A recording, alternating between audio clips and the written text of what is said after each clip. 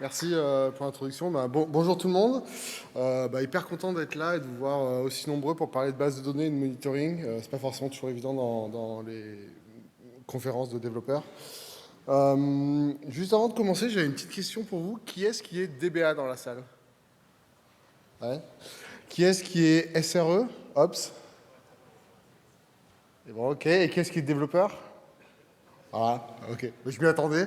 Donc effectivement, c'est une conf orientée développeur, mais où on va vraiment creuser dans ce qu'il y a à l'intérieur des bases de données, donc vous faire découvrir, a priori, pour beaucoup d'entre vous, j'imagine, ce qu'il y a là-dedans. Donc je me présente, je suis Loïc Nuchel, je suis le fondateur de Azimut, qui est un outil que je vous présenterai rapidement à la fin.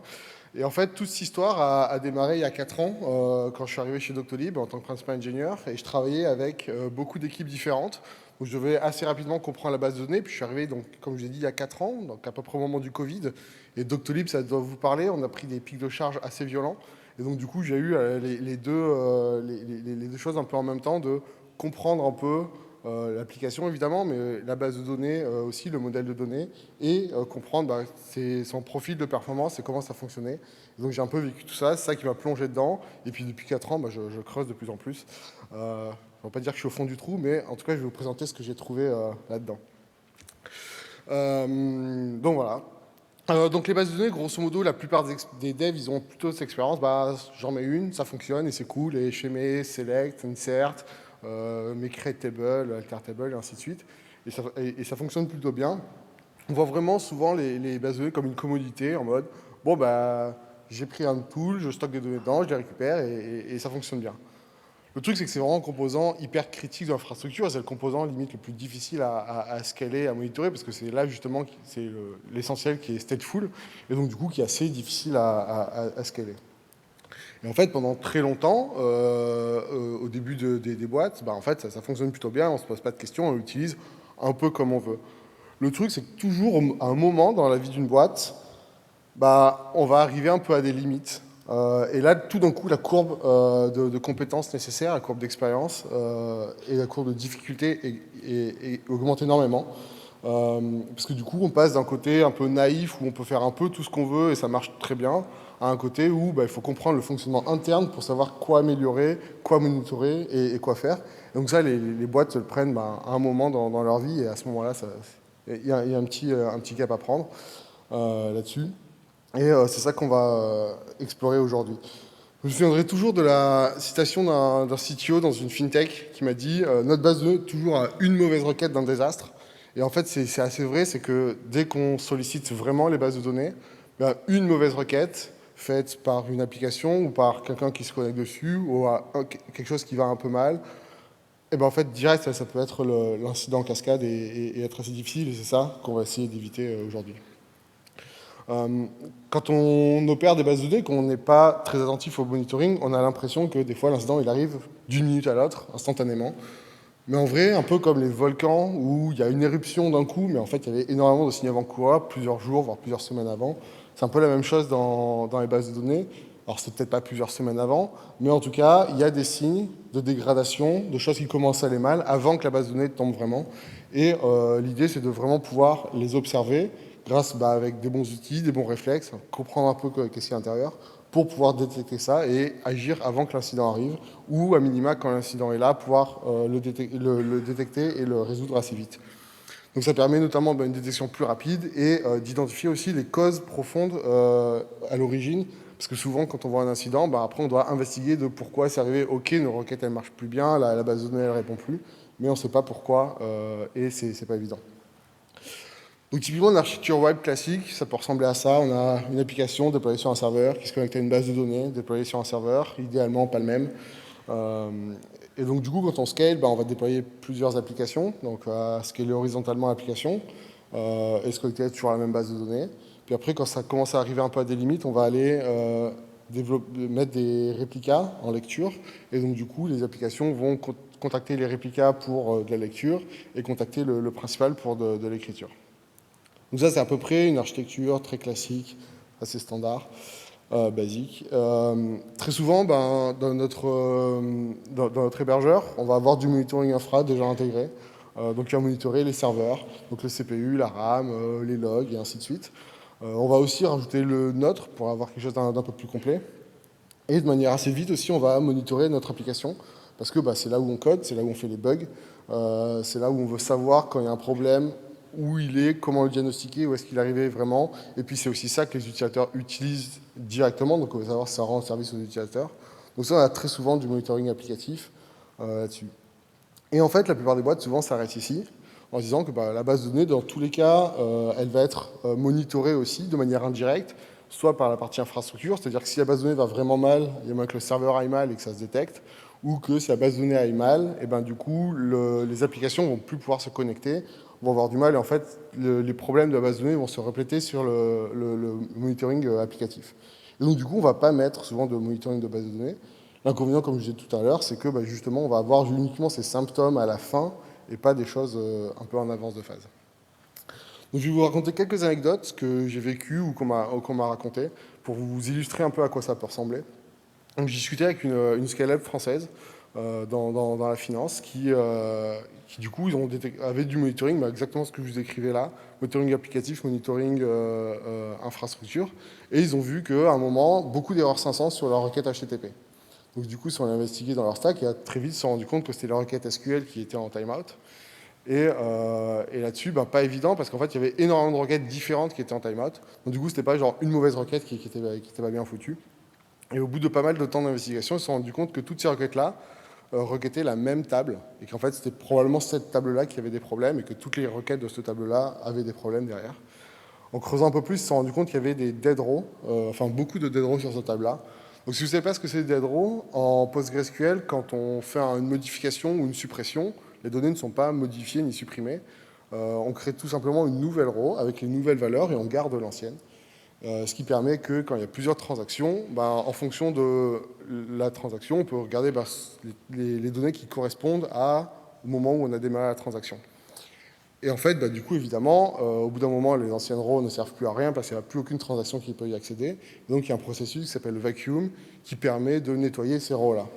Et en fait, parfois, ce vacuum est bloqué. Et donc là, c'est ce qui se passait. C'est que le vacuum était bloqué par quelque chose. Et du coup, les dead rows s'accumulaient, ce qui faisait que l'espace de stockage de la table grossissait énormément et que les requêtes ralentissaient. Et en fait, en regardant un peu plus, ils se sont rendus compte qu'il y avait une autre requête qui avait un log sur la table et qui empêchait ce vacuum-là. Et en fait, cette requête-là, elle avait été lancée par un ingénieur qui s'était connecté, qui a lancé cette requête-là, et elle prenait longtemps. Donc là, on était à plus de 4 heures de temps d'exécution pour cette requête. Et donc, du coup, en 4 heures, les dead rows s'étaient accumulés, et donc ça causait tous ces problèmes-là.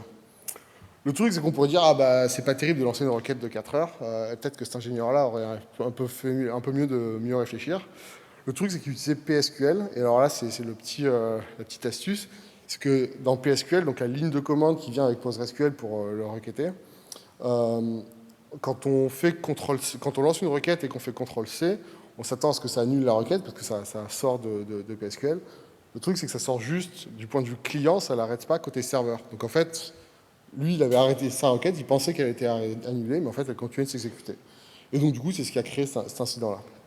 Il y a eu un post-mortem aussi fait par Render, qui est une boîte un hébergeur, qui a eu à peu près le même problème d'un développeur qui a lancé une requête qui était lente, qui l'a kill avec PSQL, mais du coup qui l'a pas vraiment annulé côté base de données. Et du coup, eux, ce que ça posait comme problème, c'est sur leur staging, ça loquait la table, ce qui empêchait les migrations de s'exécuter. On était sur donc, le staging, donc ils voulaient lancer les migrations, sur CI, pardon, pour lancer les migrations, et donc du coup, toute leur CI était bloquée à cause de cette requête-là.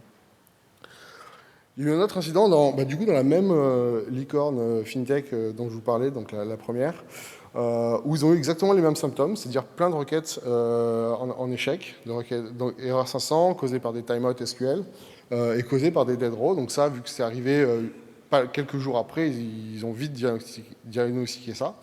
Le truc, c'est que là, il n'y avait pas de requête lente, donc c'était pas une requête qui avait un log dessus. Et donc, c'était pas évident de voir quel était l'élément qui bloquait le vacuum et qui empêchait le nettoyage. Et en fait, c'était un réplica qu'ils avaient fait qui, du coup, gardait des transactions assez vieilles et qui n'étaient pas utilisées, en fait. Donc, du coup, il n'était pas mis à jour. Et donc, du coup, on gardait toutes les dead rows pour ce réplica. Et donc, du coup, ils ont tout simplement supprimé ce réplica et du coup, le vacuum a pu se lancer et régler le problème.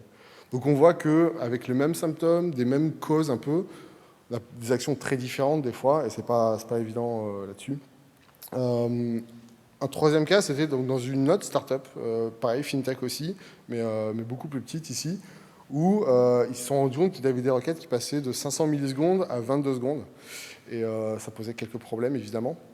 Donc du coup, ils ont vu assez vite que c'était sur une table qu'ils connaissaient assez bien, parce qu'elle a la particularité d'avoir beaucoup d'écriture et de lecture en même temps, ce qui est un peu la situation la plus difficile. Et donc du coup, en investiguant, ils ont regardé évidemment le query plan de cette requête-là, et ils ont vu que le plan n'était pas bon. Et en fait, la question c'est pourquoi le plan n'était pas bon. En fait, donc pour calculer le plan d'exécution, la base de données, ce qu'elle va faire, c'est regarder les statistiques qu'elle a calculées pour savoir un peu comment les données sont réparties dans la table. Et donc, les statistiques ici n'étaient plus à jour parce qu'il y avait eu trop d'écriture et les statistiques n'avaient pas été recalculées. Donc, le fixe immédiat a été de lancer un analyze qui recalcule les statistiques. Mais ça, voilà, c'était hyper temporaire et ça pouvait réarriver à n'importe quel moment. Donc, ils ont regardé les paramètres de la base de données. Il y a un paramètre qui définit le nombre de lignes le nombre de lignes changées qui vont déclencher un analyze. Et donc, en fait, sur des tables énormes, je crois que par défaut c'est 10%.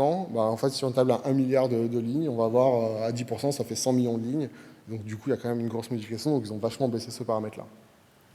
Le dernier exemple, c'est dans une autre licorne française, où là, le problème était assez similaire aussi. C'est des requêtes lentes, donc pas en timeout, mais qui du coup posaient problème à l'application, qui avaient finalement pas un bon plan d'exécution.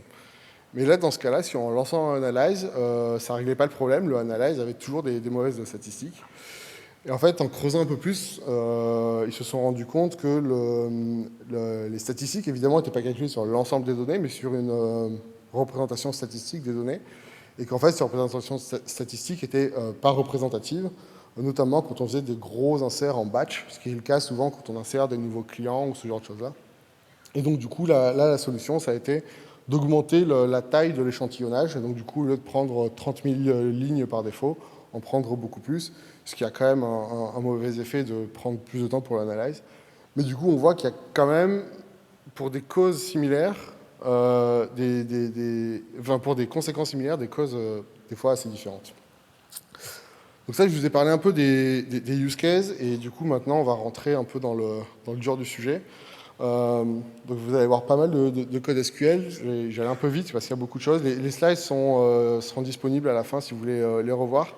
L'idée, c'est pas tant d'apprendre ces choses-là, mais de capter un peu comment ça marche. La première chose à regarder, qui peut sauver la vie assez vite, c'est l'activité qui se passe sur la base de données. Donc typiquement, qui est connecté dessus, qu'est-ce qui se passe, qu'est-ce qui s'exécute. Et donc en fait, il y a une table dans PostgreSQL. Donc oui, je vais faire exclusivement sur PostgreSQL là-dessus. Il y a les mêmes choses dans les autres bases de données, évidemment pas exactement sous la même forme, mais toutes les bases de données ont ce genre de données-là. Donc dans PostgreSQL, il y a une table qui s'appelle pgstatActivity qui liste toutes les connexions, tous les process en cours à l'interne et qu'est-ce qu'ils font. Et notamment, on a les connexions ouvertes sont des process avec la requête SQL qui est en train de s'exécuter. Donc on a typiquement le nom de la base de données, le nom d'utilisateur, l'ID du process, ce qui va être utile pour interagir avec, son état, donc active, IDLE, et ainsi de suite, la requête en cours d'exécution avec son ID, et les dates de début, et donc ça c'est des trucs hyper importants, la date de connexion, la date de début de transaction et la date de la requête. Puis après, on peut récupérer les ID qui bloquent cette requête-là si jamais elle est bloquée. Donc du coup, ça lui donne un résultat comme ça. Alors c'est peut-être un petit peu petit, mais l'idée c'est juste de voir qu'on a la liste des process. Et donc, deux requêtes qui vont être hyper importantes, ça va être récupérer les queries qui mettent du temps à s'exécuter. Donc ici, select from pgstatActivity where querystat now moins querystat supérieur à 1 seconde. Alors vous pouvez changer l'1 seconde à être 1 minute selon votre use case. Mais là, ça va nous donner toutes les requêtes qui sont lentes à exécuter. Et donc typiquement, rien que cette requête toute seule aurait permis d'identifier assez vite plusieurs situations que je vous ai expliquées plus tôt. L'autre requête est très utile aussi parce que des fois, les requêtes sont pas lentes, mais les transactions sont lentes. En fait, une transaction, quand elle n'est pas terminée, elle va garder tous les locks qu'elle a posés au fur et à mesure. Et des fois, on fait juste rien dans la transaction et ça prend du temps. Donc regardez aussi les transactions qui sont lentes, c'est important.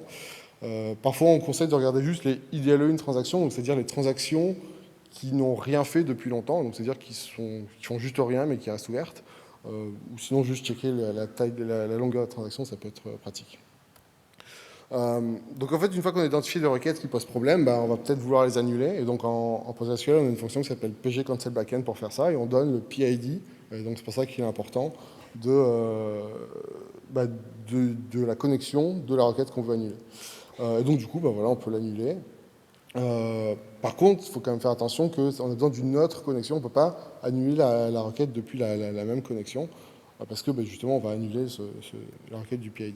Et donc, quelque chose qu'on peut faire assez facilement, c'est dire, finalement, on va annuler toutes les requêtes qui sont plus longues qu'une minute. Et donc, éviter ces choses-là. Donc, si j'ai mis une minute, mais on pourrait mettre 1 heure pour éviter les gros incidents ou ainsi de suite. En tout cas, on peut annuler toutes les requêtes qui correspondent à une clause where. Donc ici, j'ai annulé trois requêtes qui étaient mes connexions à la base de données. Donc là, on a regardé les requêtes, mais on peut, comme je dis, c'est vraiment les process, donc on peut regarder aussi les connexions et voir qui est connecté à la base de données, sur quelle base de données, avec quel user, l'application name aussi, si on a mis des choses intéressantes dedans et à regarder, et puis le statut. Donc ici, qu'on voit que j'ai 3 connexions IDLE et une connexion active. Donc la connexion active, c'est effectivement celle qui est utilisée pour exécuter cette requête-là, parce que là-dedans, évidemment, on va voir aussi sa propre activité à soi. Donc on voit en général toujours la requête qu'on a mis. Donc on peut l'ignorer avec une clause where, mais si on ne le fait pas, on l'a. Et une chose importante sur les connexions aussi, c'est que dans PostgreSQL, il y a un nombre maximum de connexions. Et si on atteint ce nombre maximum, on ne peut plus se connecter à PostgreSQL. Donc par défaut, c'est de 100. Mais du coup, c'est intéressant quand même de traquer combien de connexions sont ouvertes par rapport au maximum de connexions, donc savoir combien il en reste. Donc ici, on a 4 connexions ouvertes. Il y en a 100 maximum. Il y en a 3 qui sont réservés aux super users. Donc ça, c'est hyper important. C'est-à-dire que si jamais on a vraiment le maximum de connexions, même les super users ne peuvent plus se connecter et faire d'opérations de maintenance dessus. Donc c'est pour ça qu'il y en a un certain nombre de réservés pour les super users. Et que du coup, c'est important de ne pas utiliser les super users pour vos bases de données ou pour des autres personnes, parce que sinon, on pourrait utiliser ces connexions-là. Et donc, une fois si on trouve des connexions qui ne devraient pas être là, par exemple un user qui ne devrait pas être connecté, on peut kill la connexion, parce qu'en fait, le cancel tout à l'heure, il gardait la connexion, il annulait juste la requête. Ici, non seulement ça kill la connexion et ça annule la requête, ce qui permet de libérer des connexions en plus. Donc, on peut terminer le back-end. Et on peut avoir du coup quelque chose qui va, par exemple, terminer toutes les connexions d'un user en particulier, s'il est plus censé être connecté, et donc avoir plusieurs choses. Donc là, on est vraiment sur les activités live, donc c'est-à-dire qu'est-ce qui se passe maintenant, tout de suite, sur la base de données. Et c'est un peu le premier couteau suisse qu'on va pouvoir utiliser. Ensuite, quand on n'est pas sur un incident immédiatement là-dessus, ce qui va nous intéresser aussi, c'est de pouvoir optimiser nos requêtes SQL.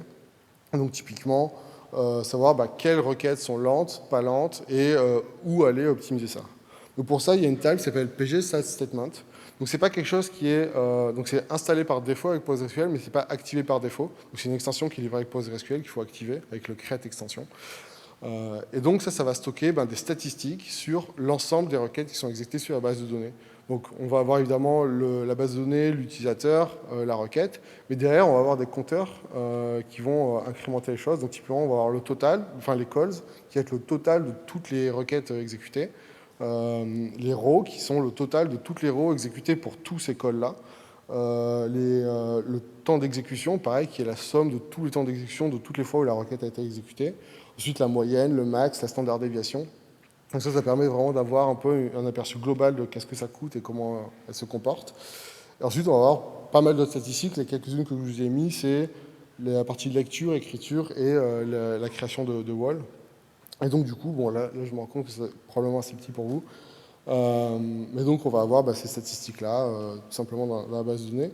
Et ce qu'on va pouvoir en faire, à partir de ça, c'est peut-être faire des calculs supplémentaires. Donc, par exemple, ce qui peut être intéressant, c'est de calculer pas juste le temps d'exécution total, mais le pourcentage de temps que ça prend dans la base de données. Donc, tout simplement, on fait une division par la somme. Et donc là, on peut voir, donc si on voit par exemple une requête a pris 10% du temps d'exécution de toute la base de données, ça peut valoir le coup de la regarder. Pareil pour la standard déviation, elle est intéressante, mais c'est plus intéressant de la normaliser par la moyenne, ce qui fait que ce n'est pas des valeurs absolues, mais vraiment en pourcentage de variation là-dessus. Et on a le cache-hit ratio. On en reviendra plusieurs fois, mais grosso modo, c'est hyper intéressant de voir si on va aller souvent lire dans le cache de la base de données ou si, au contraire, on va souvent aller lire dans le disque et ça pourrait expliquer énormément des problèmes de performance. Donc les statistiques, elles sont cumulatives, donc c'est-à-dire que voilà, c'est des compteurs qui augmentent tout le temps, mais par contre, on peut les reset manuellement, donc soit pour uniquement PageStatStatement avec la première requête ici, soit de manière globale, donc pour PageStatStatement, mais aussi toutes les autres qu'on va voir plus tard, ou pour juste une seule table. Donc typiquement, des requêtes qui peuvent être intéressantes, c'est ça. Alors j'ai pris call ici, c'est pas le plus intéressant, peut-être que le total exec time est plus pertinent, mais pour rentrer dans mon slide, call était plus intéressant. Donc ici, on va, par exemple, prendre toutes les requêtes qui ont le plus de call. Donc ce qui peut être intéressant, c'est regarder, moi il y en a 3 que je conseille de regarder, c'est les requêtes qui sont le plus coûteuses, donc ça veut dire celles qui prennent le plus de temps d'exécution, donc avec le total exec time, celles qui sont le plus lentes, donc là on va pas chercher à... Donc le premier, les coûteuses, ça permet de diminuer la charge sur la base de données, donc d'améliorer la base de données en général. Les slow queries, donc c'est-à-dire le mean time, là ça va plutôt être pour optimiser que notre application réponde plus vite, et en tout cas limiter ça, plutôt les coûts unitaires. Elles ne seront pas forcément très coûteuses par base de données, elles ne sont pas exécutées très souvent, mais ça peut être intéressant. Donc le total time, le mean time, et après le standard déviation aussi, je trouve très intéressant parce que ça permet de voir les requêtes qui varient beaucoup d'une exécution à l'autre. Et typiquement, ça peut être, alors des fois pour des questions de pas de bol, mais des fois parce que on a par exemple une requête sur une organisation, on a des grosses et des petites organisations, et en fonction de l'organisation qu'on sélectionne, ça ne récupère pas du tout le même nombre de données.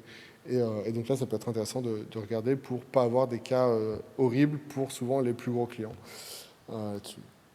Donc une fois qu'on a les requêtes lentes à optimiser, du coup, on va vouloir regarder qu'est-ce qu'elles font pour savoir qu'est-ce qu'on peut optimiser dessus.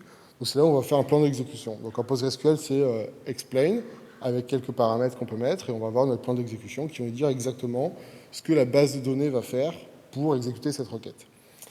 Alors ça, c'est cool, mais ça reste le plan d'exécution théorique entre ce que Postgres pense qu'il va se passer et ce qui va se passer réellement. Des fois, il y a un écart. Et donc, on a l'option Analyze qui va non seulement faire le plan d'exécution, mais en plus exécuter la requête, ce qui lui permet de récolter tout un tas de statistiques et donc d'avoir des choses plus précises comme ce que je pensais au début. Ici, on voit le cost et puis après le actual, qui est ce qui s'est réellement passé à l'exécution. Le problème, c'est que ça exécute aussi réellement la requête.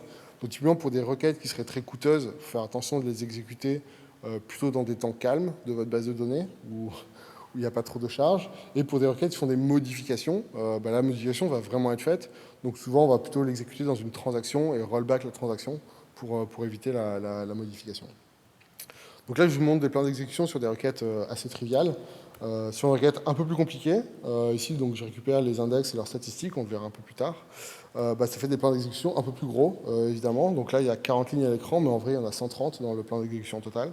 Donc vous faites à peu près x3 sur ça. Donc c'est pas toujours évident à lire et à creuser.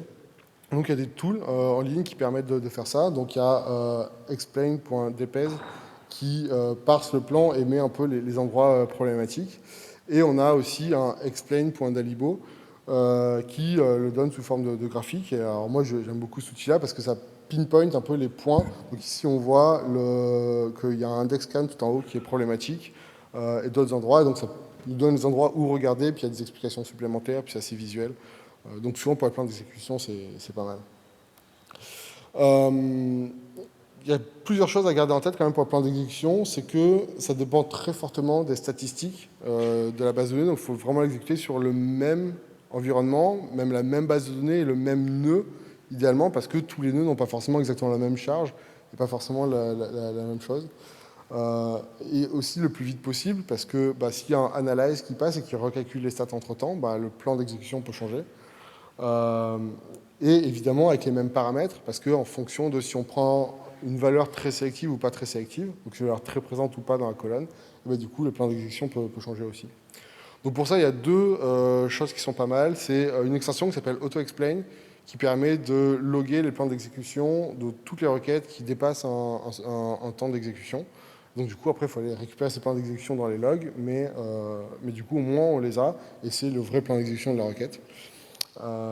Ou ce qu'on faisait pas mal chez Doctolib, c'est d'avoir un try-catch, et donc sur le catch, si c'était un timeout, de demander un plan d'exécution immédiatement et d'envoyer dans les logs la requête, les paramètres et le plan d'exécution.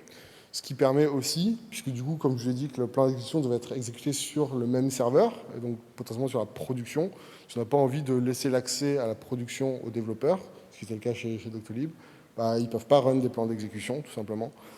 Et donc, soit dans certaines boîtes, ils passent par le DBA qui les run pour eux, mais ce n'est pas très satisfaisant comme travail pour un DBA de run tous les plans d'exécution de tous les développeurs.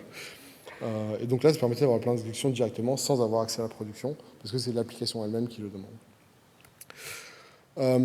Comme je disais, c'est des statistiques cumulatives, donc c'est-à-dire juste les compteurs qui s'augmentent, et donc du coup, la valeur en tant que telle n'est pas très intéressante, parce qu'évidemment, ça dépend depuis quand ça s'exécute. Donc ce qu'on va vouloir faire souvent, c'est récupérer les valeurs à intervalles périodiques et faire des différences pour avoir des valeurs incrémentales. Donc pour ça, on peut créer une table et récupérer les valeurs régulièrement, par exemple toutes les heures, et avoir cette table-là. Donc du coup, on va avoir toutes les heures la valeur du compteur. Et ensuite, on va pouvoir écrire du code pour dire, on va prendre deux valeurs consécutives, les soustraire, diviser par l'intervalle de temps. Idéalement, on va le normaliser sur un intervalle qui nous intéresse, par exemple l'heure, ce qui correspond à peu près là. Et donc pouvoir dire, voilà, cette requête-là, c'est exécutée tant de fois entre 9h et 10h, et ainsi de suite, et avoir des analyses beaucoup plus pertinentes que juste là-dessus. Donc ça, c'est des choses qui doivent s'intégrer dans un système. On ne peut pas les faire manuellement si on n'a pas que ça à faire. Donc ça, c'était vraiment un peu les guides de premier secours, on va dire. Comprendre un peu ce qu'ils exécutent aujourd'hui, enfin en ce moment, et un peu comment se passent les exécutions des requêtes. Mais PostgreSQL a beaucoup plus de statistiques et on peut aller plus loin, notamment sur les tables, par exemple. Donc on a pgclass qui, grosso modo, rassemble tous les objets de PostgreSQL, et notamment les tables, avec deux tables de stats, donc stat et statio pour les tables. Et donc on va pouvoir récupérer des données hyper intéressantes comme le last index scan et le last sex scan, c'est-à-dire la dernière fois qu'il y a eu un sex scan, donc c'est-à-dire où on a lu toute la table, et un index scan, c'est-à-dire où on a utilisé un index pour lire des données dans la table, avec des compteurs aussi sur le sex scan et l'index scan. On a donc ça permet vraiment de savoir quels index sont utilisés, enfin si les index sont utilisés ou pas. On va voir les live tupes et dead tupes. Donc le live tube, c'est les rows qui sont disponibles, et les dead tubes, c'est ce que je vous expliquais tout à l'heure dans l'exemple, c'est ces rows qui ne sont plus disponibles, mais qui sont encore présentes sur le disque. Et les vacuum et analyze, donc les dates à laquelle elles ont été exécutées et les derniers runs. Donc du coup, on va pouvoir avoir ces données-là. Et donc calculer ensuite des ratios intéressants. Par exemple, le bloat, c'est les tailles d'espace disque qui ne sert à rien et qui est utilisé par des dead rows, donc c'est le pourcentage de dead rows finalement. Le cache hit ratio, donc savoir si on utilise pas mal de cache. L'index scan aussi, savoir si les index sont souvent utilisés ou pas. Et donc à partir de ça, on va pouvoir avoir des requêtes qui vont nous permettre de diagnostiquer un peu si nos tables sont bien utilisées ou pas. Donc, typiquement, une table qui n'a pas de sex scan ou d'index scan depuis longtemps, potentiellement elle ne sert à rien, peut-être qu'on peut la supprimer. Donc on peut regarder soit sur les dates, comme je l'ai fait ici, soit sur les compteurs, voir que les compteurs restent stables dans le temps, c'est un peu plus compliqué à mettre en place, mais ça marche aussi. Des fois, les dates, on ne les a pas dans les anciennes versions de PostgreSQL. Les high dead row aussi, c'est hyper important de savoir si les dead row montent trop. Donc le pattern normal, c'est que ça monte, puis après il y a un vacuum qui passe, donc ça descend, ça monte, ça descend, ça monte, ça descend. Et donc si on dépasse ce pseudo maximum, ça peut avoir le coup de s'alerter là-dessus. L'usage des index aussi, si une table on a beaucoup plus de sex scan que d'index scan, et qu'elle est relativement grosse, ça fait du sens de se pencher là-dessus. Le cache hit ratio et ainsi de suite. Donc tout ça nous permet de savoir quelle table on va pouvoir investiguer et regarder si les choses sont en bon état de marche. Donc là, après les tables, on va pouvoir regarder les index. Et donc là, de la même manière, on a une table avec PG index et des tables de statistiques pour les index. Et donc, du coup, on va pouvoir récupérer ces statistiques, et notamment le last index scan et le index scan, qui est le compteur. Et donc avoir des ratios sur le nombre de la lecture des tuples. Donc combien de tuples on va lire par un scan, et le cache hit ratio. Et donc du coup, de la même manière, on va pouvoir avoir les index non utilisés. Donc ça, typiquement, est-ce qu'on ne ferait pas pour les supprimer, parce qu'un index, ça coûte de la performance à l'écriture pour le maintenir, et puis ça coûte de l'espace disque aussi pour le stocker. Donc s'ils ne sont pas utilisés, autant les supprimer. Le cache ratio, donc ça c'est typiquement, on pourrait vouloir augmenter le cache pour que justement améliorer fortement les performances. Ou typiquement, des fois, on a beaucoup trop d'index, et donc ils prennent beaucoup de place. Donc typiquement, si on crée des index un peu sans trop réfléchir. Et donc du coup, voir si les index sont plus gros que les données, par exemple. Si on prend un peu de recul, on a aussi quelques stats sur la base de données, et notamment la partie qui nous intéressait, ça va être les transactions. Donc savoir le nombre de transactions qu'on a. Donc ici, on l'a en compteur global, mais on va l'avoir en incrémental et savoir si on a un nombre de transactions normal ou pas, ce qui va permettre de savoir si l'application se passe bien. Et enfin, pour terminer, on a les stats sur les colonnes. Ici, où on va pouvoir voir notamment si on a que des nuls dans une colonne, peut-être que la colonne ne sert à rien. Si on n'a aucun nul dans la colonne, mais qu'on n'a pas de contrainte note nulle, peut-être que ça vaut le coup de l'ajouter, et pas mal d'autres choses. Donc ça, c'est un peu pour pointer les choses que vous pouviez aller regarder et les tables. Donc je vous ai déjà évoqué les extensions pgstat-statement et auto-explain. Donc la première pour les statistiques sur les requêtes et la deuxième sur les query plans dans les logs. Il y en a 4 autres qui sont intéressantes. Il y en a 2 sur les plans d'exécution. Donc PG Show Plans qui permet d'avoir les plans d'exécution pour les requêtes en cours d'exécution. Donc un peu l'équivalent du PG Stat Activity. Et le PG Store Plan qui permet d'avoir des statistiques sur les plans d'exécution. Donc un peu l'équivalent du PG Stat Statement mais pour les plans d'exécution. Ensuite, on va avoir 2 choses sur la partie index. Donc PG QualStat qui permet de stocker tous les prédicats. Donc grosso modo les where et les join. Et donc ça permet de trouver des index pertinents, pas juste pour optimiser une query, mais pour optimiser des prédicats communs et fréquents. Donc optimiser plusieurs queries d'un coup. Souvent c'est assez compliqué d'avoir ça. Et l'autre c'est HypoPG qui permet de créer des index virtuels, c'est-à-dire des index qui n'existent pas, mais qui sont visibles par le planeur. Donc du coup voir si cet index-là serait utilisé si jamais il était créé. Et donc de tester beaucoup plus facilement ces créations d'index. On a fini par la partie un peu hardcore SQL et internals. Et on n'a pas encore parlé de monitoring, alors que c'est le sujet du talk. Le monitoring, du coup, classiquement, on a deux grands types. On a soit le stack un peu open source avec Prometheus, soit un stack un peu SaaS avec Datadog. Et en fait, ce que font ces outils, globalement, c'est qu'ils vont se connecter à la base de données, récupérer des métriques, les stocker, les historiser, et vous permettre de faire des dashboards pour voir ce qu'il y a dans la base de données.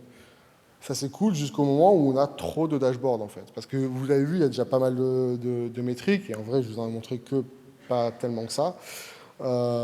Et ensuite, c'est que sur une base de données, donc avoir toutes nos bases de données, toutes les métriques sur toutes les tables, tous les index et ainsi de suite, souvent on va être un peu perdu dans les dashboards. Et puis les dashboards, il faut aller les voir régulièrement. Donc on peut mettre un peu des alertes, mais elles sont pas très intelligentes parce que c'est des seuils. Donc soit on va avoir trop d'alertes, soit pas assez d'alertes, on va passer à côté de problèmes, tout en étant floudé par les alertes. Donc du coup, beaucoup de boîtes se mettent à construire des tools internes. Ça, moi, j'ai vu ce pattern-là très souvent, où voilà, du coup, le monitoring ne suffit pas, et donc du coup, on va créer nos propres tools internes. Donc typiquement, parce que la licorne dont je vous parlais, qui a eu 2 fois ces problèmes de dead row, ils ont créé un petit script qui permet de checker les dead row et déclencher des alertes s'il y a plus de 30 000 dead row, et ainsi de suite. Le problème des tools internes, vous le connaissez, vous avez déjà tous vu des tools internes, c'est que c'est cool, on fait ce qu'on veut, c'est intégré à l'infrastructure, donc on peut le mettre dans nos choses d'alerting, ça correspond aux besoins, on n'a pas de limitation. Évidemment, le problème, c'est que ça coûte cher en tant que dev, ça défocus aussi, puisque c'est souvent pas le cœur de métier de la boîte. Ça reste très spécifique sur un besoin et on peut passer à côté de plein d'autres choses. C'est fait par des gens qui ne sont pas experts, notamment de la base de données dans ce cas précis. Et on essaie de le faire, de ne pas prendre trop de temps, donc ça peut être un peu bancal. Et souvent, en fait, ça va être fait a posteriori, c'est-à-dire on a eu 1 ou 2 gros incidents, on ne veut plus que ça arrive, donc là, on va faire les choses. En attendant, on a quand même eu ces incidents-là, on ne va pas les éviter. Et donc, en fait, on apprend sur l'historique, mais c'est pas évident. Et donc, du coup, je me suis dit, il y a quelque chose à faire, un peu entre deux, d'avoir un tool qui, un peu entre un outil de monitoring classique et un outil un peu d'un linter de code où on va pouvoir mettre nos propres règles pour définir ça et donc avoir un peu la flexibilité des tools internes, mais un peu l'infrastructure des outils de monitoring. Donc le principe, il est simple, donc là, vous avez vos bases de données que vous voulez monitorer.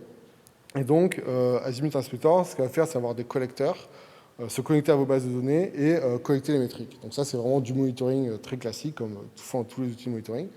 La différence, c'est qu'ensuite, on va avoir des analyseurs qui vont lire ces métriques-là et essayer de trouver des alertes et des suggestions. Donc les alertes qui sont les problèmes à régler et où il faut agir potentiellement vite, et les suggestions qui sont, grosso modo, ça tu pourrais l'améliorer, ça tu pourrais l'améliorer. L'index ici, il ne sert à rien, tu pourrais le supprimer, et ainsi de suite. Et ensuite, ces alertes et suggestions vont être traitées par des notifiers pour être envoyées dans des systèmes externes. L'intérêt d'avoir cette interface notifier, c'est de pouvoir justement faire du filtrage, l'envoyer à des gens différents, du routage, de l'agrégation, et ainsi de suite, et justement éviter l'alerte overloading. Et le but et l'intérêt de tout ça, c'est que les collecteurs, analyseurs et notifiers sont codés sous forme de système de plugins.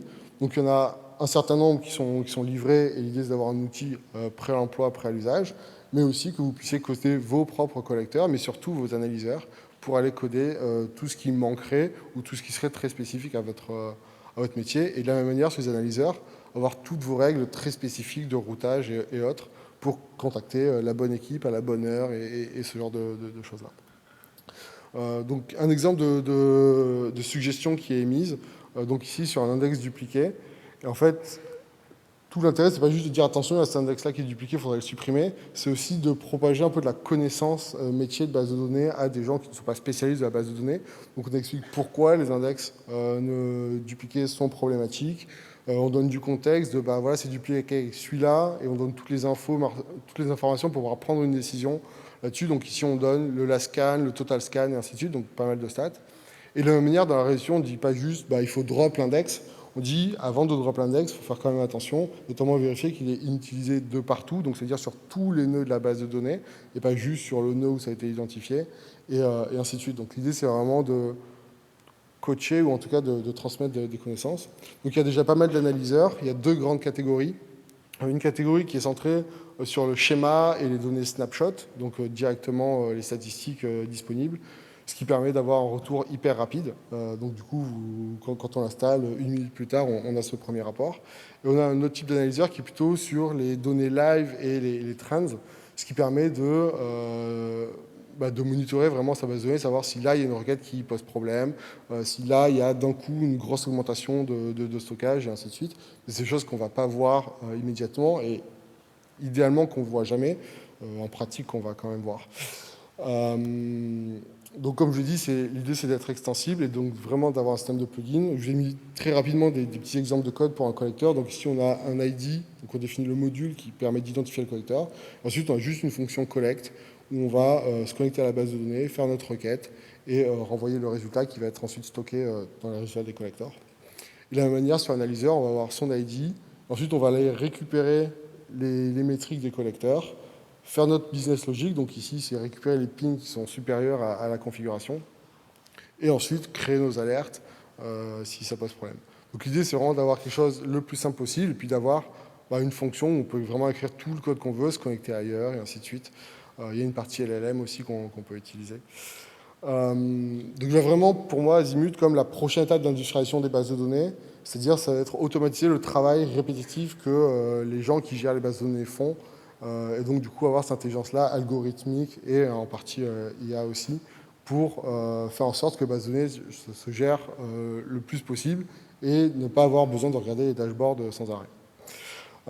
Donc c'est un projet qui se lance, on l'a déjà installé et testé avec 3 boîtes.